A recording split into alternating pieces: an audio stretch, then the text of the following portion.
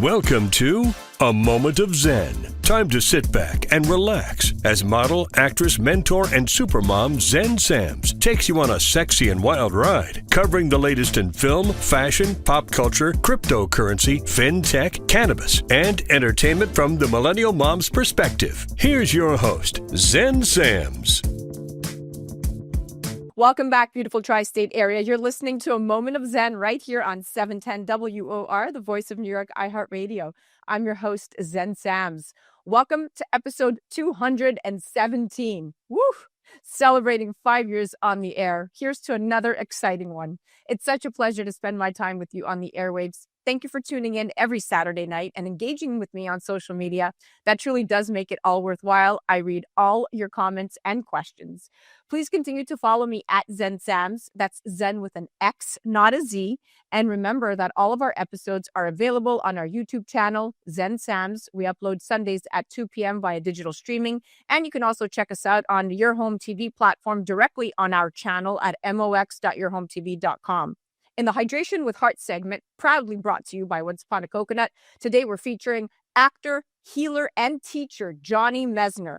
We're chatting how he went from rock bottom to Rhythmia, one of the world's most respected medically licensed plant medicine centers. We're chatting about how plant-based medicine healed his traumas and what it can do for you.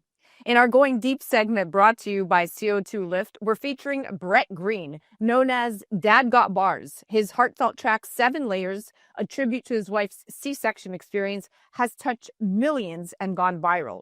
Today we're chatting how Dad Got Bars is rewriting fatherhood through music. In the Better, Brighter You segment brought to you by Cyspera with expert on the microphone, Dr. Jeanine Downie, board-certified dermatologist and the founder of Dermatology P.C. in Montclair, New Jersey. She's coming on to chat all about from skin science to social standards on hyperpigmentation, womanhood, and why even smooth skin is a radical form of self-care.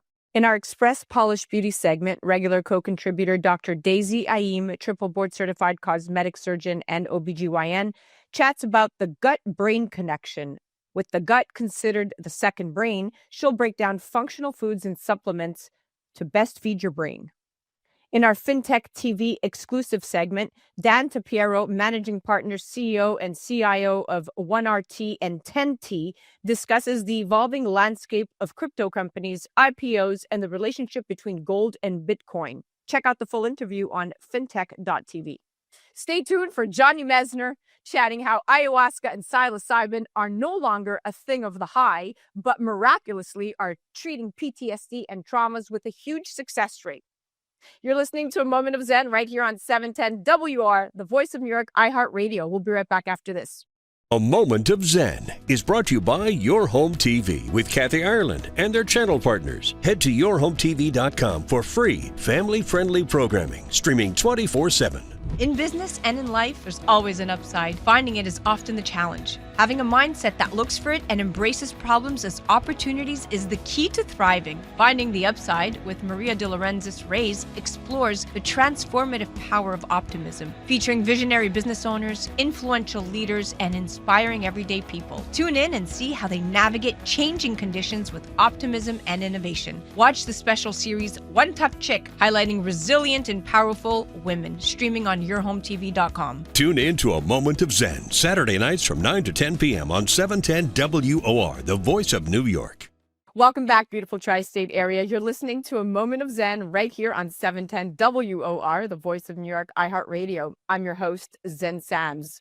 Welcome back to the Hydration with Heart segment brought to you by Once Upon a Coconut. Today, we're diving into the science, soul, and stigma surrounding psychedelics, specifically psilocybin and ayahuasca, and their rapidly growing role in mental health treatment.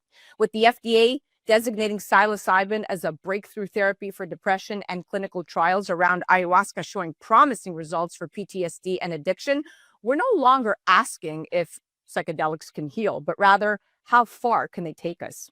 And speaking of healing, my guest today, expert on the microphone, is actor Johnny Mesner. He's a healer and host of the Uncomfortable with Johnny Mesner podcast. He's a living testament to the transformational power of these ancient plant medicines. Veteran Hollywood actor whose life unraveled into let's just say addiction, just like all of us, until Rhythmia entered the picture. Since his first visit in May of 2019, he's gone from shattered to whole, from seeker to guide. He's now a teacher and ambassador at Rhythmia, one of the world's most respected medically licensed plant medicine centers in Costa Rica. We're chatting from rock bottom to Rhythmia, how plant-based medicines heal traumas. Welcome to the show, superstar. Oh, thanks for having me, Zen. It's so good to see you. You are amazingly refreshing to have on. I love who you have become and the role that you have stepped into. Not only are you a friend of mine for a very long time, but I am so proud of everything that you have accomplished. So I just want to say that before we even get started. Oh, it means a lot. Thanks so much, Mom. Okay, now let's talk about some statistics. According to Johns Hopkins Medical Center, psilocybin-assisted therapy is now leading to a 71% reduction in major depressive disorder symptoms after just 2 sessions, Johnny. There's another study, 2022 study, published in Nature Medicine. Ayahuasca users reported significant and sustained reductions in trauma symptoms, even compared to conventional treatments. Now, Rhythmia Life Advancement Center in Costa Rica is the only medically licensed ayahuasca retreat in the world, hosting over 13,000 guests with a 95% reported life transformation rate. Talk to me about what drew you to Rhythmia. Well, I mean, I was at, like you said, I was at my last hope. I didn't have any other options, to be honest. I had said just randomly that I would try ayahuasca. I really knew nothing about it. I just said it out loud. And then Catherine, my son's mom, was at Silver Lake Farmers Market. She had become friends with the gluten-free empanadas lady. And her brother had just done a documentary called The Medicine, and it was shot at Rhythmia. And she called Rhythmia, and Dr. McNary, who's the clinical supervisor, had known me through the addiction circles. He was a clinical supervisor at Passages. And he said, come on down. And so I 2 weeks later, I was on my way. I mean, I did get thrown off the plane for being drunk the first week I was supposed to be there, so I didn't really follow the dieta, but I was trying to save my life, and I didn't know anything else about it. I didn't do any research, and I spent 2 weeks there.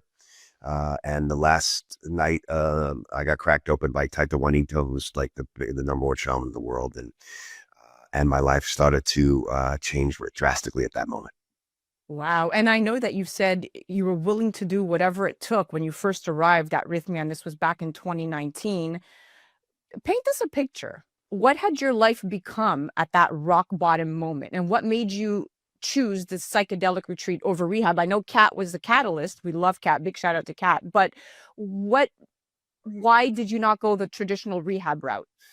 Well, I did. I did go the rehab route about 9 times, and that didn't do much, because the thing about rehab is it'll get you sober, but the wounds are still the wounds. The holes are still the holes, and you don't fill them there, and you don't heal them there. And so I just didn't have any other options. I was living in North Hollywood in a 1-bedroom in the barrio, basically by myself. My phone wasn't ringing, and all I was doing was going from my oxycodone prescription to alcohol to not feel to oxycodone, and it was like that vicious cycle.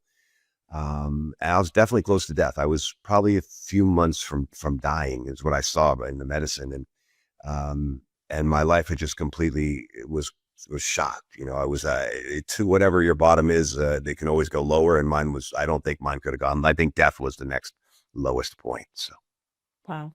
There's still so much stigma surrounding psychedelics and even ayahuasca, yet here you are, not only healed, but teaching others. What was the very first moment during your ceremony where you thought, okay, something is changing? it was that Thursday with Taita. The medicine likes to take you to your deepest fear, so to get rid of them, and mine was death at that time, and I had no connection to God or source or whatever universe, whatever you call it. I only prayed out of fear of if there was something after, and that moment she took me into what I considered hell, and told me that I was never getting out, and I cracked. And when I cracked, they tied me down, and Taita was praying on me. And then I heard God come in and say, I've always been with you. You've always been loved. And I just started, I digressed to like my 5-year-old self. And I was just, crying with gratitude. And I just, at that moment, I realized that there is so much more. It was a knowing. And when you have that knowing, everything changes, you know. You made me tear up. I love you. Love me too. Okay, so more and more veterans, trauma survivors, and even CEOs are turning to plant medicine. According to MAPS, over 60% of PTSD patients no longer meet criteria after MDMA assisted therapy. Now, Yes. in your experience at Rhythmia, why do you think these plant medicines succeed where traditional approaches are failing? I think because they get to the core. They get to the core of the issue. They get to the core of the trauma. They get to the core of the primal wound for some. You know, most of the time it's from most of the people 0 through 7 that creates a belief system in themselves that forms them throughout for the rest of their life. Not enough, unworthy, abandonment, all those issues. You know, people pleasing and whatever that is. And the medicine goes in there and shows you who you are and who you become, and then also shows you at the same time that you're none of those things, right? You're just all love, all perfect, and those things were just part of your plan. I believe that with the PTSD and the veterans and things like that, she removes all of those memories and fears that they've been holding on to and lets them know that none of those are them. And once that you have that understanding, it becomes so much easier to release them. I love it. Arrhythmia isn't just a detox or a spiritual escape. It's a medically licensed center blending indigenous wisdom with Western safety protocols, which makes me feel so much more comfortable, right? And as someone who's now a teacher there, what makes this integration model so effective? Well, number one is because we have a very intense intake process to make sure that everybody's ready for when they come in. So once they get there, they have the best chance possible. Also, we have the classes, and the classes are so important because it teaches you how to work with the medicine. It teaches you, you know, nobody knows what your experience is going to be because it's very specifically tailor made to you. But we give you the guidance to walk through all of these things, and also the love that is in that container. It's just amazing. The medicine family, that team that's up there week in and week out with, 70, 90 people coming in with, nobody's skipping into Rhythmia, right? So it's not like everybody's like, it's heavy duty stuff. And they hold that Maloka in such a space of love. It's just incredible to watch the transformation. So you're just held. I love it. And there's a moment that stands out in every healing journey, right? A breakthrough, a vision, a release, if you will. Can you share that moment for you, the one where you knew you would never go back? Oh yeah. So the medicine had come in and she told me that first of all, she told me, look, all of the spirits of drugs and alcohol will be leaving you, right? It's going to be first one in, last one to go. And the first one in for me was alcohol. So she had getting throughout my journey, she had gotten rid of all the other ones, and when I mean getting rid of it, she healed those parts of the wound where I didn't have the need to disconnect from anything in life. I didn't want to, and excuse me. But I remember I was still drinking, and I had I'd been at the Rhythmia as a guest, and the medicine was saying, hey, you're walking a fine line with the alcohol, it could all go away. And then I had gotten a movie in Romania. And it was on my 50th birthday that I was in Romania, April 2019. I was sitting at a bar. It looked like I ate myself. I was doing a bootleg movie with Steven Seagal. And the next month I went to Rhythmia for the first time. Now it's 3 years later. I am back at that same freaking bar, right? Drinking again. And the whole movie fell apart. And I spent 2 weeks going into a deep darkness of wine. I came back and I went to Rhythmia from there, and I sat with the Yahe, and I had the most insane death in the medicine, which is what happens because you're letting go of parts of you that aren't serving you anymore. And I had the biggest purge ever, and I could see like the spirit of alcohol coming out. And from that moment on, I never have ever even thought about anything like that. It was incredible. Wow. Mhm. Wow. You gave me chills.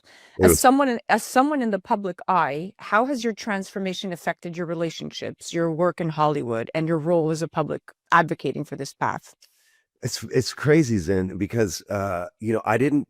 Nobody's known that really. I mean, I put it on my Instagram, but I don't know how many people in the business of follow me on my Instagram. And when I went in there in May 2019, I was uninsurable. I was only getting the darkest roles and on the bootleg movies. Nothing, it was nothing. There was no career. My phone had stopped ringing a long time ago. It was a liability. And then I started doing this work, this healing, and the medicine said, don't worry about the external life. I'll take care of all that. Right.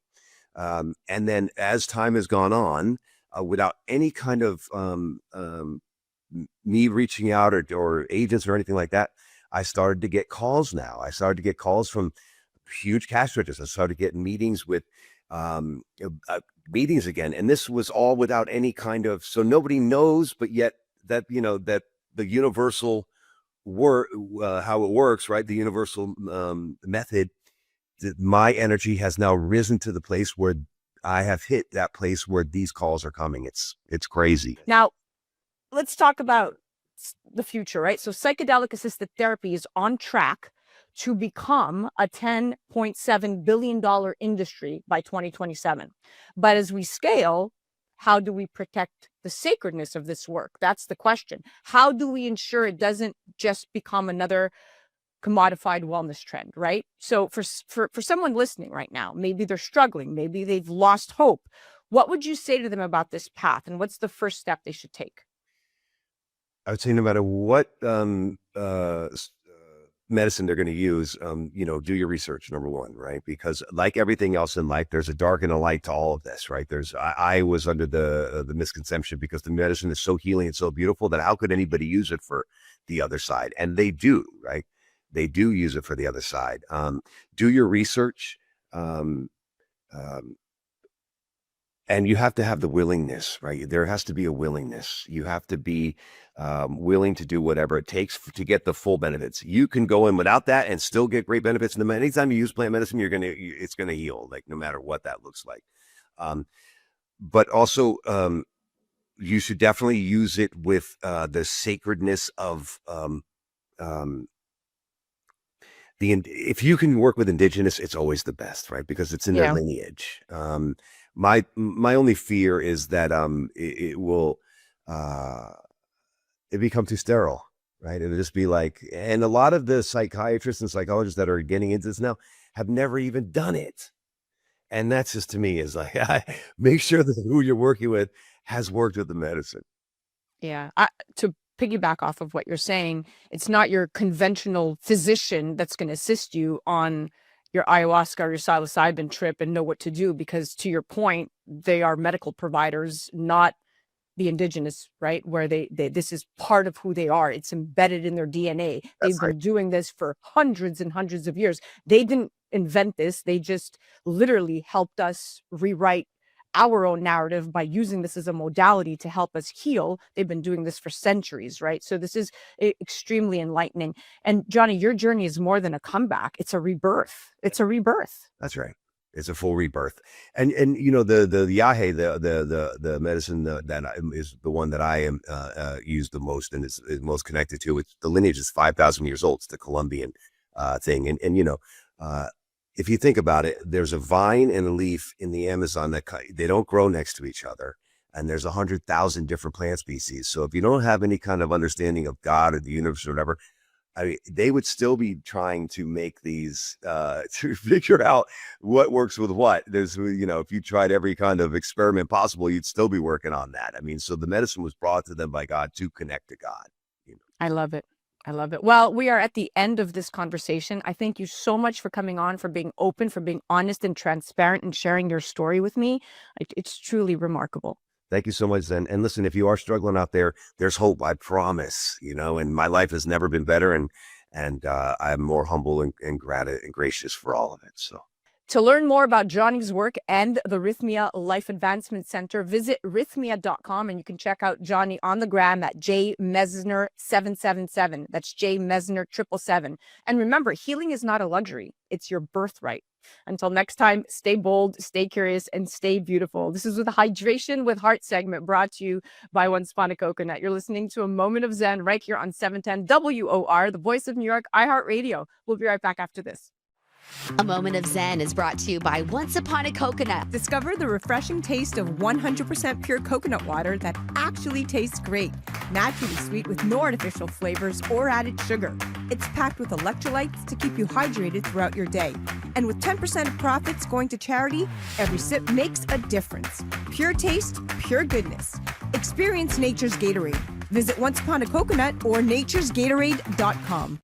Welcome back, beautiful tri-state area. You're listening to A Moment of Zen right here on 710 WOR, the voice of New York, iHeartRadio. I'm your host, Zen Sams.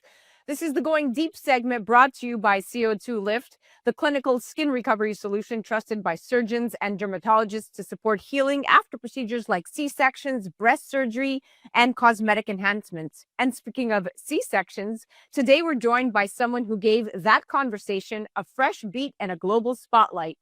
Bret Green, known as Dad Got Bars, is a viral rapper, Emmy-nominated actor, and unapologetic truth teller about the real, raw side of parenting.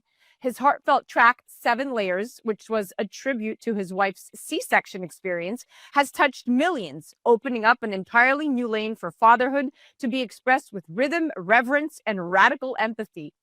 Through clever wordplay and deeply personal storytelling, Bret is reshaping how we talk about dads, masculinity, postpartum realities, and the emotional labor of parenthood, topics often underrepresented in hip hop and media.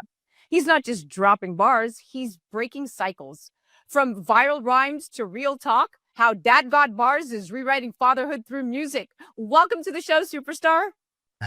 Thanks so much for having me. Love it, Bret. I've been looking forward to this one. I mean, your voice is a powerful one in this cultural shift. So let's chat the power of 7 layers. So your viral rap 7 Layers isn't just catchy, it's actually sacred. You turned your wife's C-section story into a public love letter. I mean, it resonated far beyond dads, mothers, doulas, nurses, and birth workers. And they've reposted it with tears in their eyes. You really struck a chord. So what inspired you to write that piece? And what did it feel like when you realized it was going viral for something so intimate? Gosh, I didn't expect it to go so viral. April was C-section Awareness Month. My wife just had a C-section in January this year, so not long ago.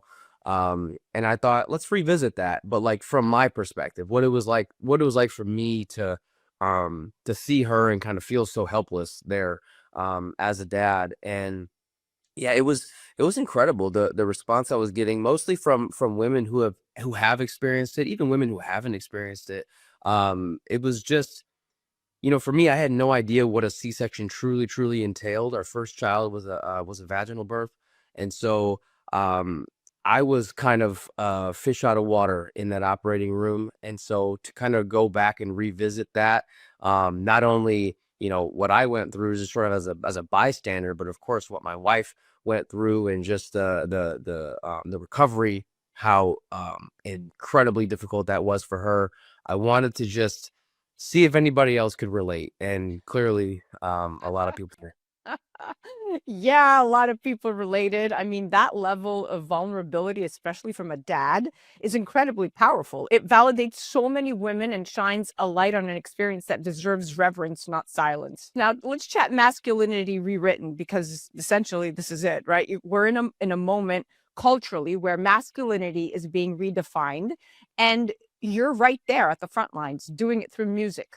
How has becoming a father changed the way you view masculinity, and how intentional are you in challenging outdated norms in your lyrics?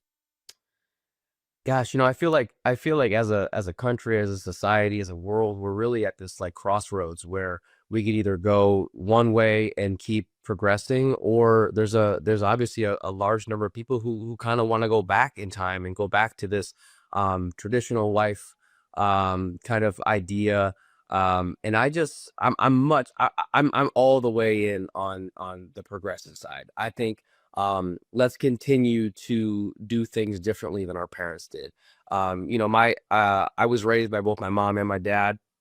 And I think my dad was a good example of what a man is, but definitely was more of like, I'm gonna go to work and make the money, and could barely, make a grilled cheese sandwich. throw a little bit of pizza in the like a frozen pizza in the oven kind of guy. And I was just like, I don't want to be that kind of dad. I want to be the dad that can make a really delicious meal for my kids, that can and will change diapers and get up in the middle of the night with my wife and be there for every bedtime and every 2 a.m. feeding with our newborns. I just, and it's not just like for my kids, it's for my wife. I feel like out of respect for her, I don't think it's fair for a mom, no matter what the relationship is in terms of like who's paying the bills or who's making the money and who's raising the kids. Like we don't have this like clear cut, I do this and you do this. It's like, it's fluid. You know what I mean? Like, where do you need me? How can I help you? How can I support you? Especially when you're recovering from a major surgery like a C-section, or you're going through postpartum depression, or you're just stressed out, you know what I mean? From like the mental load of being a mom and all the things that come along with that. So I think I've really doubled down on how can I be a modern progressive dad, and then try to show other dads kind of how that works and sort of lead by example. And I'm realizing like a lot of men, whether it's ego or pride or whatever it is, they don't want to hear it from another guy.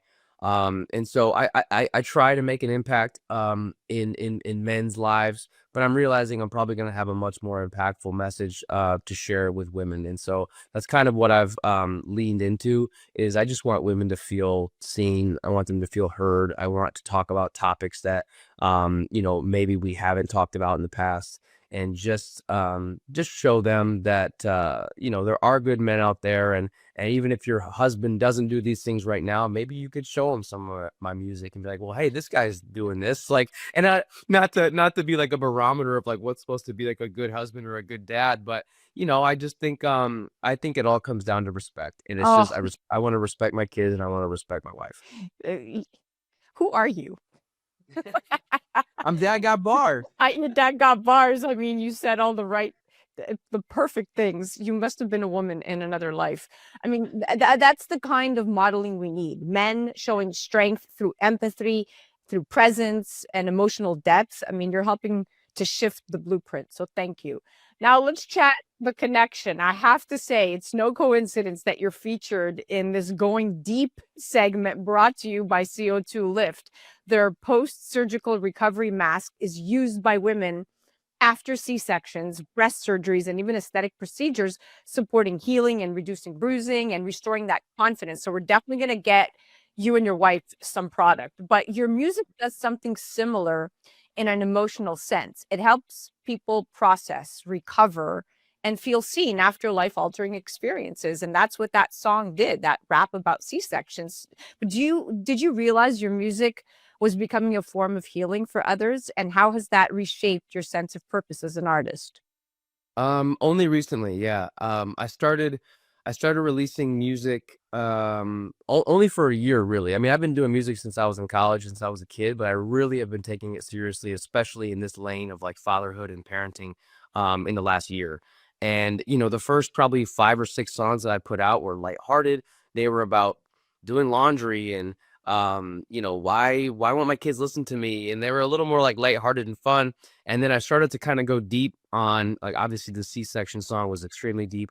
I started getting these responses from women who would message me, and they was like, oh my gosh, like, I feel seen. I feel heard. Like, thank you. I'm watching this with tears in my eyes. The first song that I ever released that really made me feel that way was a song of mine called Married Single Mom. And I didn't even know what that term meant. I had literally had a follower reach out to me. She's like, hey, can you make a song about this? And I DM'd her and I was like, can you tell me more about this experience? Like, I don't know what this is. And she's like, oh, like, I got stories for days. And she just starts feeding me all these stories about what it means to be a married single mom, which is essentially a married mother who's got little to no support from her husband, who feels like she's doing everything. And so I kind of took what she said and turned it into a song. And so many women were just like, oh my gosh, like, this is my life. And I just feel like women deserve the world. And so, like, if I can do like a little bit and do my part to like help be a voice, like, I mean, it's such a shame, but like sometimes a man saying it just hits different, just because it's not another woman being like, You know what I mean? Like sometimes it just comes off as like, oh, men just like chalk it up as like, she's complaining again about whatever. And it's like, no, like I can look at this and be like, no, this is actually a big deal. And we should be talking about this, whether it's postpartum depression or how You love it. maternity leave in the US is awful. Women get zero paid days, zero. Like, You're speaking my language, and that's such a powerful way to look at artistry, not just entertainment, but emotional recovery. You've literally tapped into something deeper, and the timing couldn't be more aligned. So let's chat breaking these generational cycles. You mentioned something earlier that you wanted to be a better version of your father, right? In your track, Millennial Dad, you talk about breaking generational cycles. That hit a nerve with so many, especially those of us trying to do parenting differently than it was done to us. So what does that look like for you on a day-to-day level? And how do you keep yourself grounded in the kind of father and partner you're choosing to be? I just know that every generation evolves and progresses a little bit, right? And so if I can do things just a little bit better or like a little bit different to make my kids feel loved and supported and being intentional with it. I don't think that my dad ever sought out to like not be supportive or not be loving, Right. but he gave me the same kind of love that his dad gave him with a little bit of extra sauce on it, and I feel like I'm doing the same thing. I'm doing a lot of the same things that my dad did do for his kids, just with a little bit more empathy, a little bit more patience, a little more respect. And so, breaking these curses, and my parents got divorced when I was a kid. And so that's a big one for my wife and I, is we're like, that's the best way for us to break any kind of these generational curses, is just stay together. Give your kids a mom and a dad in the house their entire childhood. Show them what a healthy relationship can look like. Show them that there's going to be tough times, and we can get through them. You don't just quit. You don't just give up. And that's not to discredit anybody who's gone through divorce. I know they can be tough, but I just really want to, I don't remember hearing "I love you" a ton as a kid. You hear it at like special occasions on your birthday or graduations or things when they're proud of you. But I mean, I'm proud of my daughter for putting her shoes on the right feet. You know what I mean? And Yeah. so I just want to lift my kids up. And, I have a son now, and I want to encourage him, like, it's okay to cry. It's okay to talk about your feelings. You can be sad. You can wear nail polish if you want to. You can do all these things and just try to break through some of these gender norms that have been, cemented into our society for such a long time. That to Well, me, I just think are kind of silly. I mean, listen, it's so refreshing to hear a man speak with that level of intentionality about fatherhood. That's the real work, the quiet daily stuff. So thank you for naming it, right? It's important. So let's talk about emotional language for fathers, because that's what you were just alluding to in terms of how you're conveying your message, right? Especially with your kids. Many dads, I know this for a fact, they struggle to articulate their emotions, especially in public or creative spaces. But you've created a bridge offering language for feelings men often don't express. So how did you find the courage to be that honest? And what kind of responses have you gotten from other men, not women? Um, I think in finding the courage to like to speak up about things that I guess aren't talked about a lot is just, again, it comes down to empathy and respect for not only my wife but all women who have been through these things. Um, you know, I I don't know, it's interesting. I just want to be a positive voice for all parents, whether it be moms or dads. And I have gotten some really good. I love when men, I love when men show up in my comments, because it doesn't happen often. I mean, almost 90% of my following is female, mostly moms, right? And that makes sense given the stuff that I talk about. But when I see men show up in the comments, every now and then you get a really ignorant, toxic kind of comment. And I try to chalk those up as just like, that's an outlier, right? But most of the time, I get these other men who I feel like I would probably be friends with this guy. This guy seems like a really good person who heard this message and thought, that was really cool. I want to reach out to him and say thank you, or say, hey, I liked your song.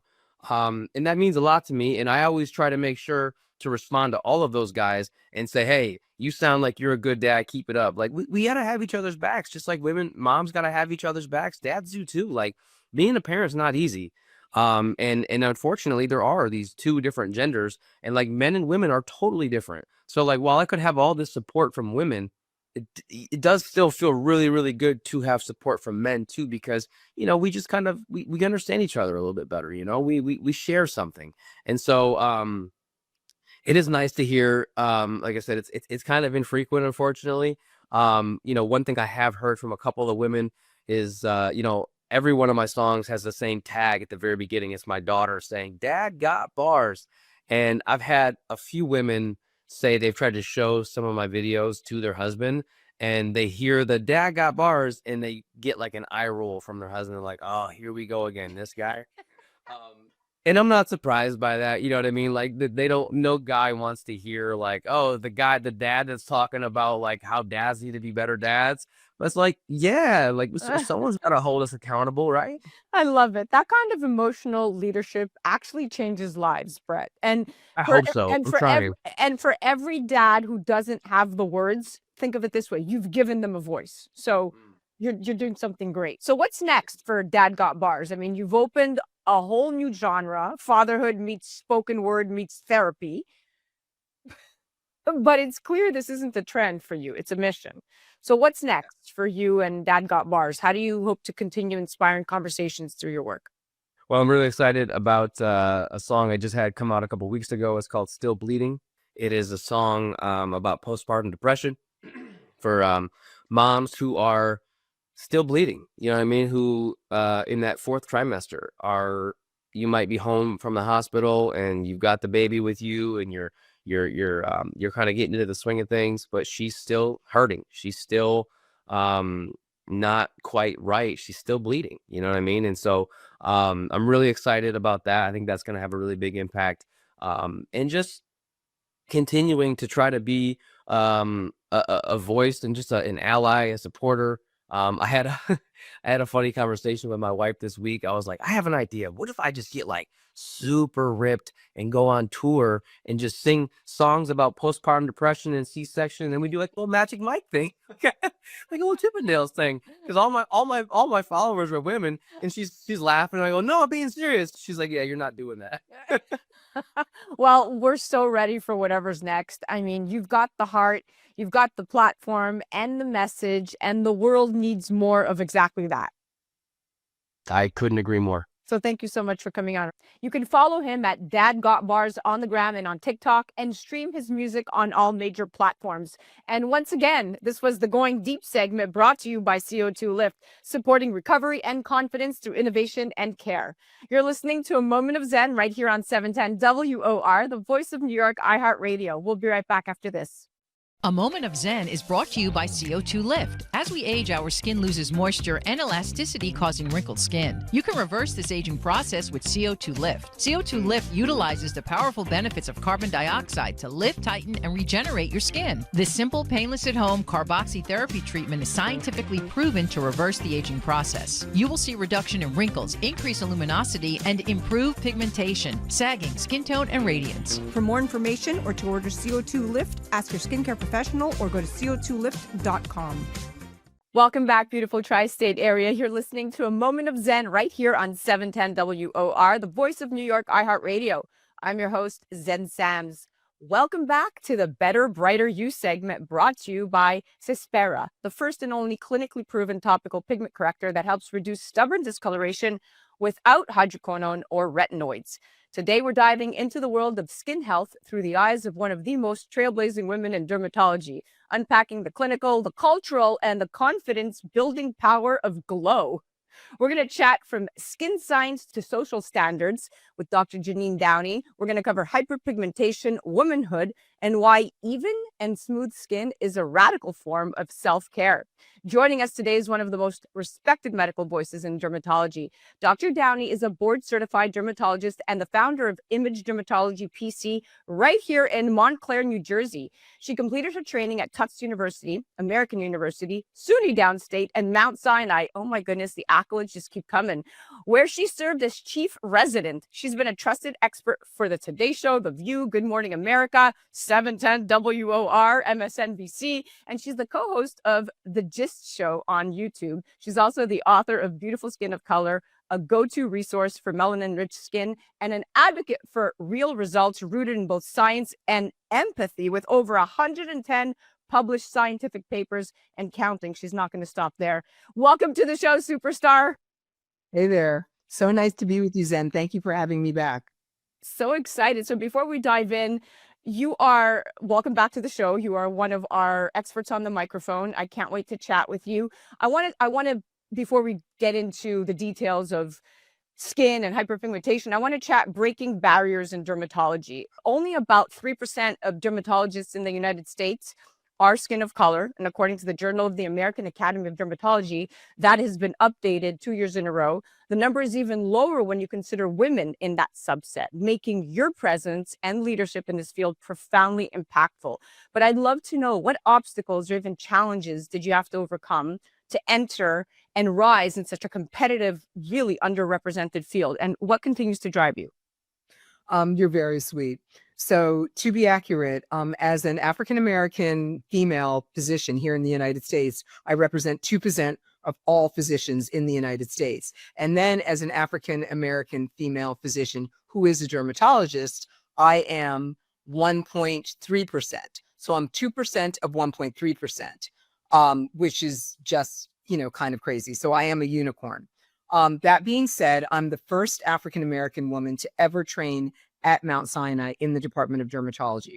The first African-American man was in 1968. And then they had nobody African-American for years. And we are considered still in dermatology today, URM, so underrepresented minorities. And then, as we both know, what matters is patient representation and patient outcomes and health equity for all, not just for some. Dermatology is the hardest thing to get when you're entering medical school. A lot of people want to be dermatologists. It's very difficult. And I worked really, really, really hard. My mother, one of the greatest indicators of somebody becoming a physician is their parents are already physicians. My mother was the first African-American female to graduate from medical school here in the state of New Jersey in 1960. It was 7 white women and my mom, and they were told, you should be nurses, you should go home, you're taking a man's job, all that good stuff. And they were like, yeah. About like most of them are 89 or 90 right now, and some of them still see patients, including my mother, like I said, who's a pediatrician. And then her father before her was a dentist back in the roaring days of Harlem. So I grew up with medicine, kind of science on the brain and on my mind. And my grandfather, who was my sweetheart, and my mom, who was, my advisor, they both really inspired me. And so when I would come to my mom and say, this crazy racist thing happened, or this crazy sexist thing happened, I got great advice. And I also got some of the, oh, please, and just press on, get it done and get it done. And so part of my family legacy was upholding and supporting what my grandfather and my mother both wanted me to do. So it was a matter of pride. I already had the intelligence. I already had the brains. And it's fascinating these days because a lot of people feel like, oh, well, maybe somebody doesn't deserve to have that position. That's not, the case at all for most people that are skin of color. Black, Latino, Native American are underrepresented in dermatology. Most of us have killed ourselves to get into the field. And now, like you said, I published 110 papers and I'm in private practice. I'm not even in academics. So that's unusual. I've lectured on every continent except Antarctica.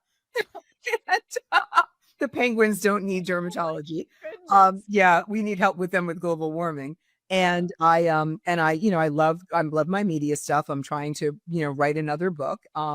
And I do tons and tons of clinical trials, and I laser focus on cosmetic clinical trials and try to be inclusive and get more brown and black people into those clinical trials so we can have better broad-based results. And again, this goes back to health equity. Which brings me to the next question. I mean, you have a very powerful lineage, and thank you for taking us behind the curtain. And what you've built, without a doubt, is so much more than a career. It's a legacy, and it's giving permission to the next generation of girls to see themselves in that white coat, right? The female factor in patient care is what I want to talk about next. So there's something uniquely empathetic about female practitioners, and I say that as a woman who personally seeks out female dermatologists, whether it's body image, hormonal changes, or emotional nuance. Many of us just feel more seen by another woman. All right. Yeah. And maybe there's listeners out there that disagree, but in your view, how does being a woman influence the way you treat your patients and how you show up? Do you find that it shapes your approach to care emotionally, culturally,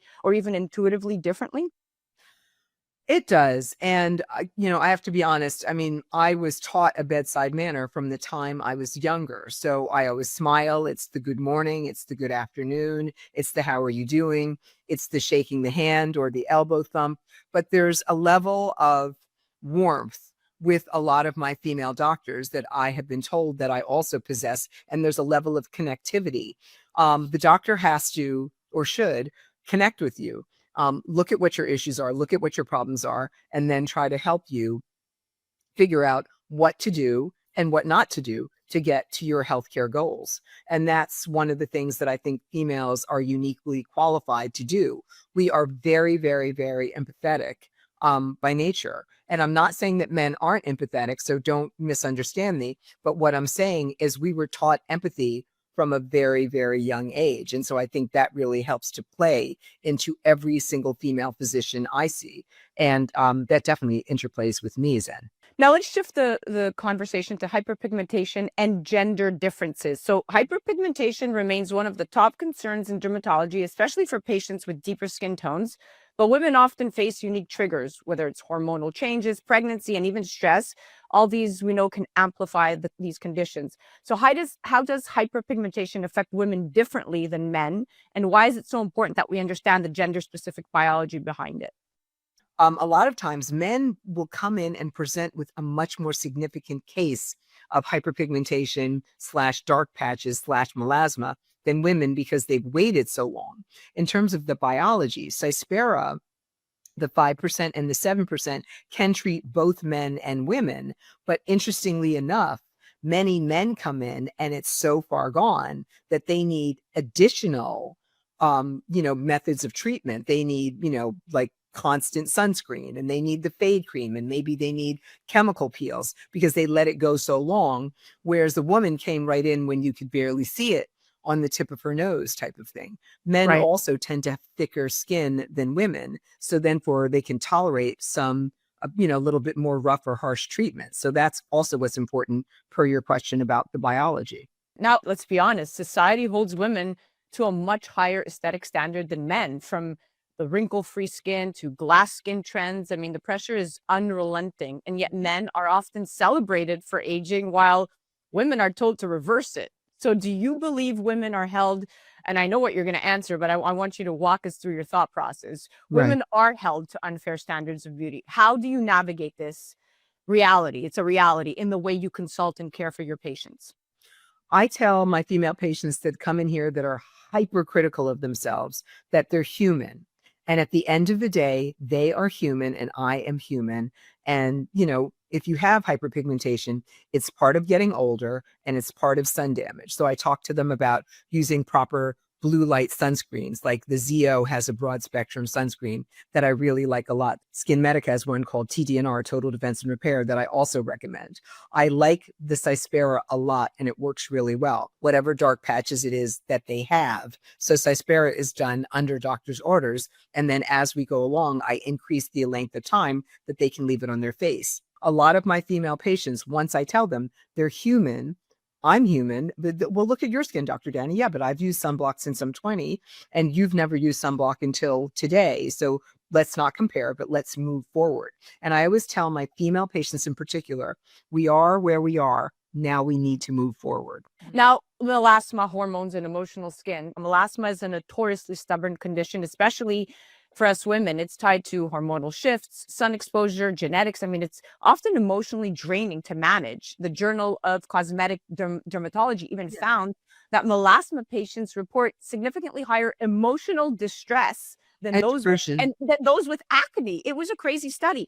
Why is melasma so gendered in its impact? How do women differ anatomically, hormonally, and emotionally when it comes to dermatological care?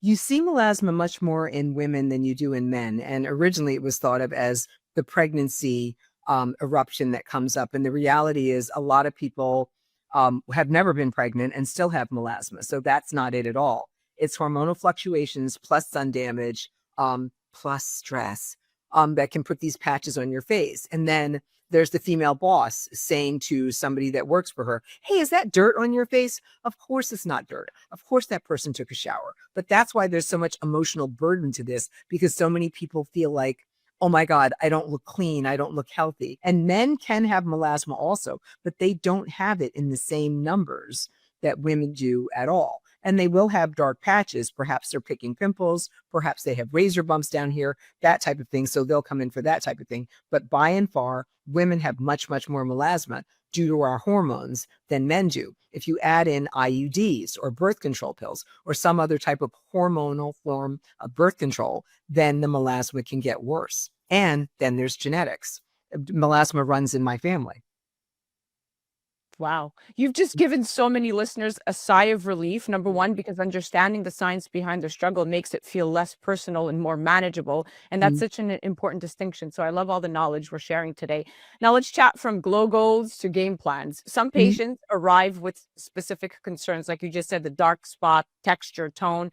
Others, I'm sure, come in simply saying, I want to look better. I mean, in either case, the desire for healthy, even skin is often at the root, like you said. We've been chatting about Cyspera today, but products like Cyspera, backed by all their clinicals that are very inclusive, by the way, have changed the game when it comes to addressing this quote unquote discoloration without the harsh side effects. When you guide your patients, especially those without a clear request, toward meaningful results in tone and texture, what are your go-to treatments when it comes to building a bright, balanced foundation? I mean, Cyspera is one of them. What else do you have in your toolbox? So when they come in the office, optimally, they would bring in everything that they're using. So I can look at what's science-backed and what's science-based. Like you said before, Zen, if it's not science-backed and it's not science-based, I am completely uninterested. And I'm also uninterested in what spa product they got when they were either overseas or in Arizona or wherever they were, because a lot of the spa products, they smell great and they feel great and they have no clinical science behind them. So they can actually wind up being very, very irritating. So I have them bring in everything. I talk to them about blue light from their phone and their computer, and I talk to them about visible light and how that can activate your melanocytes. Mine originally got activated because I'm an ex-lifeguard, an ex-swim instructor, an ex-swim champ. So my teenage years were spent baking in the New Jersey sun. And then at 20, I developed melasma, which is really early. Most people, not until like their 30s, but me, 20, yay. And so I tell everybody the same thing. I've been dealing with this for forever. I refuse to wear 2 pounds of makeup. So I take them through cleansers that lightly exfoliate that might be enzymatic, like Restore-C. I take them through moisturizers that help to even out their skin tone, like Sente Dermal Repair. I take them through sunscreens that protect against blue light, because a lot of the over-counter sunscreens do not protect against blue light, like the ZO sunscreens or the Total Defense and Repair from Skinmedica. I take them through the Cyspera that I want them to use when they get home for 5 to 15 minutes on their face and much longer on their body. We do peel pads that they do at home.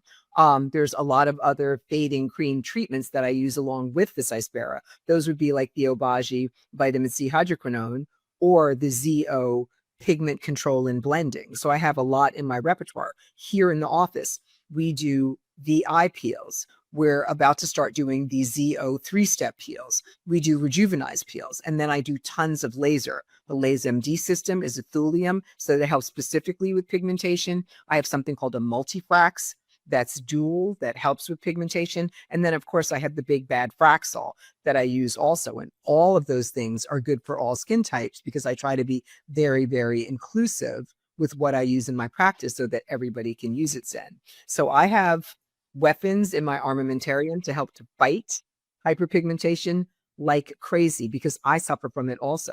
And then I tell them, if you don't reapply your sunblock, Zen, like, pretty much, I mean, it depends on how hot the day is, but even in the middle of the winter, if I'm driving somewhere and it's raining sideways and it's sleeting, I'm still reapplying my sunblock. But, this time of year with the weather getting warmer, I tell everybody, reapply the sunblock like it's going out of business or else. Now, your face is your best accessory. I mean, you have to talk about fashion. We have to talk about fashion. I see you at New York Fashion Week. We bump into each other. You're always styling. You bring style to science like no one else. And I have a Dior on for you today, love, with the Dior necklace, just because. I love it. You dress up for me. I love the flirting. And you once said that your face is your best accessory, and I couldn't agree more. So tell me about your love of fashion and how it intersects with your brand of beauty. Was that influence part of your clinic's ethos from the start? My grandmother was a bit of a style icon, and I would see her going out with her first stole on and her super high heels and her pencil skirts. And so from the time, and that's the first person I ever saw with, I was like, what are those clovers, Van Cleef? The clovers. What are those clovers? Yep. I mean, the perception of a child. So she was very much of a style icon. So, I mean, I love fashion. Purple's my favorite color. So I had a good purple nail on for you today. So that uplifts me and it makes me happy, and it supports my whole, like kind of brain wiring of my brain. When you come into my practice, my door is painted purple, because, like Elizabeth Arden had a red door, Dr. Jeanine Downie has a purple door. So come enter into my purple door and let me see what I have. And getting back to fashion, I'm sensible and I'm smart with fashion. I don't go with the latest trends. I go with what looks good on me. I am big on a mini skirt. Zen, I did ballet for like a million years, and I still run too much, probably for my knee, but like about 15 miles a week. And then I do a lot of Peloton as well. So I like my legs and I wear a lot of short skirts. So I look at what the short skirt styles are. Then I try to always be professional. So if the legs are out, then this part is not, type of thing. So, you cover up a little. And then for me, it's about comfort, fashion, beauty. I'll wear kitten heels or flats during the day. I have really fun. Wait, can you see them? Hey, yeah, I can see them. They're very fun. I love the white and gold. Some good Valentino sneakers on today. But then tonight, I have to go run and do something at our Montclair Art Museum. So I'll have on kitten heels for that later. But I always tell my patients, as you get over 50 and your feet start wearing out like flat tires, sure, you can put Voluma as filler in there, which is something that I cheat and do. It hurts for like a day and a half. Oh my God. It lasts for years. Worth it. But I tell them, start treating yourself properly. And then it's like the simple things with fashion. Zen, you know full well, if you sit up and you look a certain way rather than slumping and you look another way, right? Look at your carriage right now. Like your carriage is beautiful like mine. You said, so I instruct my patients that come in here that are low self-confidence. I put my finger in their back like my ballet teacher, and I tell them to stand up straight. And I explain to them that if they don't believe in themselves and their own style and their own best face forward, then who else is going to? And your face is your most important accessory because you carry it with you every day. And this is what people see. So forget about the bag and forget about the shoes. It's your face first, because that's what people see. And in this very fast moving society, sometimes the first look is the only look that people take of you. And that's not fair. But that's the way it is. You're 100% right. People judge a book by its cover. Everything that glitters is gold to the average, to the average onlooker. And I think you do have to look under the hood a little bit to get to the substance. But like you said, the magic is right there. I mean, you're showing people that style, skin, and science can all coexist. You're not just a dermatologist, you're a full spectrum visionary. I love it. Well, we are at the end. This did turn into a 20-minute podcast at this point. I could talk to you all day. I could talk to you all day also. I thank you so much for coming on. You're a beacon of brilliance, and we are in an industry, specifically you, that desperately needs your voice. I mean, You've redefined what it means to care for skin through truth, compassion, and clinical precision. And that's why I love having you on. Thank you so much, Zen. And I really enjoy being here. That was the Better, Brighter You segment, brought to you by Cyspera, backed by science, powered by skin, and trusted by the top dermatologists around the world. That was the incredible Dr. Jeanine Downie. You could head directly to her website at imagedermatology.com. They're located right here in the tri-state area in Montclair, New Jersey. And do check her out on the gram. You're going to love her page, filled with insight, style, and a lot of great fashion tips, at Jeanine Downie. And on YouTube, it's The Gist Show.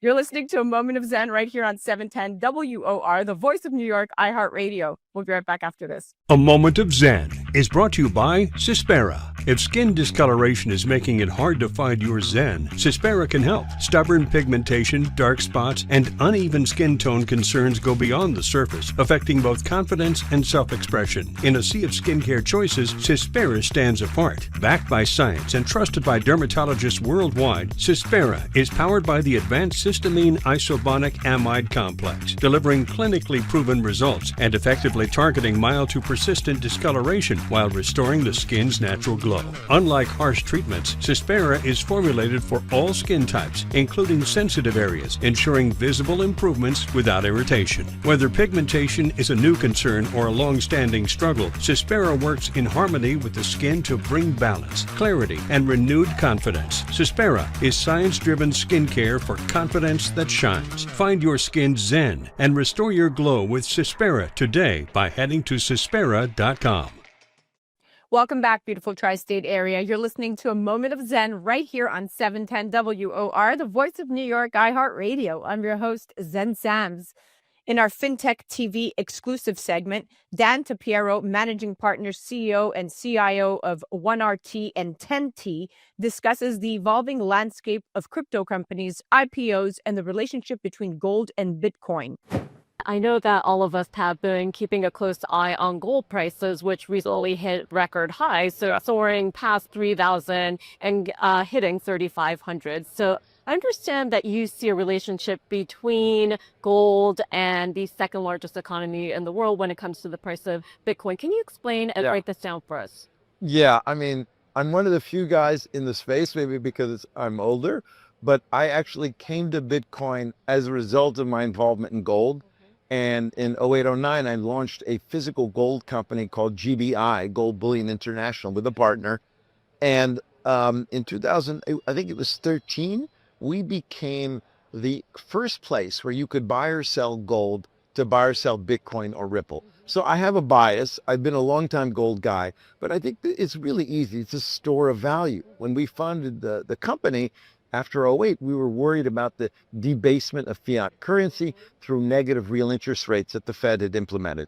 And so we were really worried that our purchasing power was being devalued. And I think that's the same sort of concept behind Bitcoin.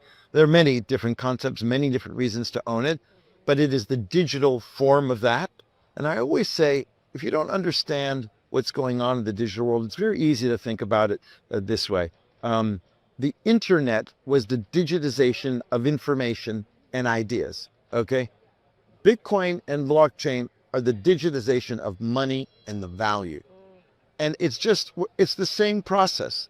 And it's still early in the development. So lots of opportunities still. Check out the full interview on fintech.tv.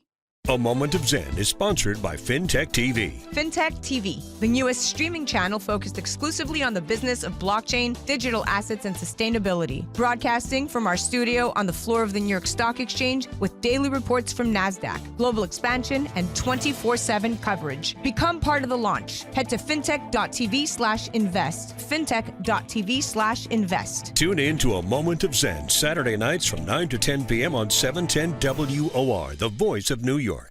A Moment of Zen is brought to you by the Fieldhouse in Northvale, New Jersey, a vibrant and fresh take on youth and adult sports and family fun, and home to the New Jersey Thunder softball program. Plan unforgettable birthday parties or private events, or explore camps and programs that keep kids active and inspired. Take time for yourself in adult leagues or rent a field or court with friends. From a cutting-edge gaming cave to hitting and pitching centers and top-tier sports instructors, the Fieldhouse is reigniting the next generation of play. Head to NJFieldhouse.com powerhouse.com. Welcome to Polished Beauty Podcast, where ambition meets empowerment, except today is going to be about when gut meets glow.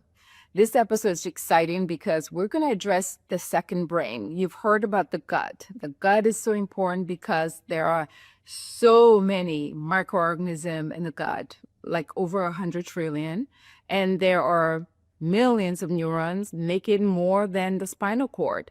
So your gut talks to your brain, essentially. It let the brain know how you're feeling, affects your mood, your clarity. So what you consume is really important in your brain. All right. So let's just talk about some of the important things about gut health that we need to know. There are three things I want to address: prebiotic, probiotic, and postbiotic.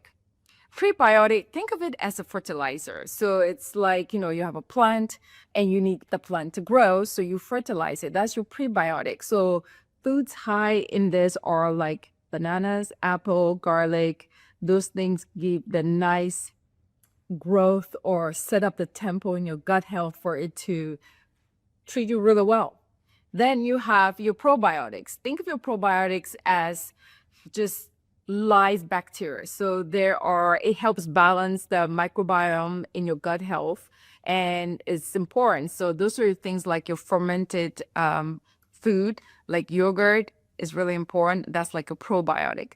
Now, a postbiotic is basically a byproduct of the probiotic. So that's something that's an after fact, okay?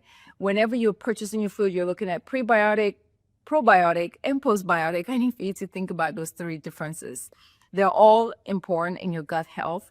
Remember, the axis of your gut and your brain are uniform. There's a connection, and that conversation or that email that your gut sends to your brain happens through your vagus nerve. And there are many neurotransmitters that are secreted in communication. That's your serotonin and your dopamine. And whenever there's a malfunction, meaning that poor gut health is maintained or poor nutrition is maintained, your brain suffers. And not only that, your skin suffers. So your skin can show some manifestation of your gut health, and those two are related. And if you ever wonder, sometimes you get like this butterfly feeling when you're nervous, that's your gut talking to your brain. So those two systems are very compatible. And it's important in this day of age of wellness and health consciousness, understanding that gut health is part of your beauty hack. And beauty hacks is very important because it gives you mental clarity. So all three function really well together. A Moment of Zen is brought to you by the Polished Beauty Podcast with Dr. Daisy Aim. Hey, ambitious women, ready to shine on the inside and out? Tune in to the Polished Beauty Podcast, where we talk about business, beauty, brains, and body all in one spot. Meet Dr. Daisy Aim, triple board certified cosmetic surgeon, pro-aging advocate, fitness enthusiast, and your go-to for real talk on leveling up every part of your life. The Polished Beauty Podcast is your dose of ambition meets empowerment. For more information, head to polishedbeautypodcast.com. Well, that's a wrap, my dear friends. Remember to join me right here on 710 WOR, the voice of New York, every Saturday night from 9 to 10 p.m. Or you could head to 710WOR.iHeart.com/A Moment of Zen. Also, remember that we're live on Traverse TV. You can download the free Traverse TV app. We're live Sundays at 1 p.m. Eastern. We upload to our YouTube channel via digital streaming Sundays at 2 p.m. Eastern. Our YouTube channel is Zen Sams. And all episodes are now available on your home TV and Kathy Ireland worldwide streaming platform. Head directly to our channel at mox.yourhometv.com. It's free programming to you. Thanks again to all of our sponsors that continue to make this show possible. Thank you for listening to A Moment of Zen. It's been an absolute pleasure being your host. And remember that happiness is the only thing that multiplies when you share it. We'll be back next week.